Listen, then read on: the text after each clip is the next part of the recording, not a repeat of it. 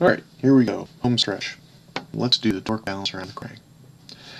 For the crank, it's quite obvious that we should call this location O1 our stationary point, and so we're going to sum all of the torques around that. You'll note that we have an applied external torque, so if I'm going to do my torque balance, I'll start with that, T1, and now I'm going to start summing the torques due to all of these forces.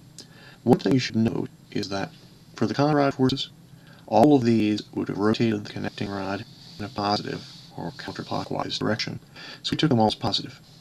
In this case, these positive X forces are going to try and rotate the crank clockwise or in a negative direction. So I need to watch for that. That tells me that I will have a negative F21X times this length, which is 0.04 meters or 40 millimeters. Take your pick. I'll go ahead and put in this 0.04. 0.04. So we'll get a Newton meter external times the component of F21X that's perpendicular to the crank.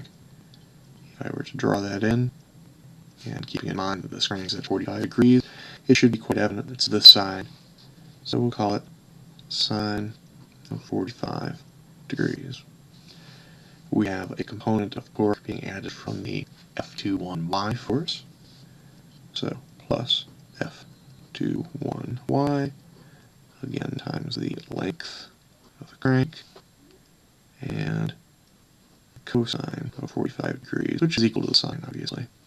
Normally, in this case, I go ahead and put in the forces that are coming, or excuse me, the torques that are coming due to the inertial forces and the add of the inertial portion of the crank, but we've already been told to neglect those, so I'm going to ignore them. That tells me that this entire equation defines D'Alembert's principle for the crank.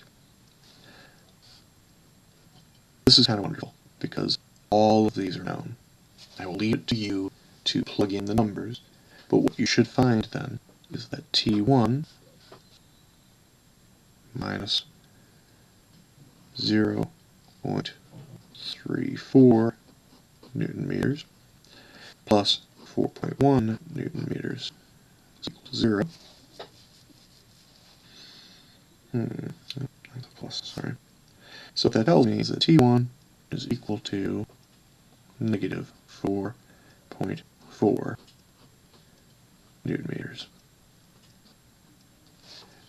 Now obviously this kind of problem takes a substantial amount of time, takes a substantial amount of effort to try and find out what direction all the forces are going in, and requires a considerable degree of care.